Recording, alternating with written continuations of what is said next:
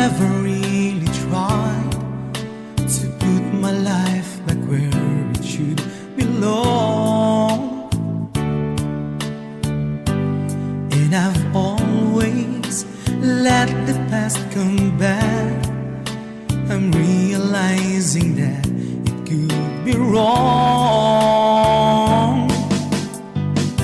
But now I finally knew I had to let it go to make my way for a brighter tomorrow. So now I'm leaving yesterday behind, and finally I made up my mind. So let the memories stay away and think about today. I'm leaving yesterday behind,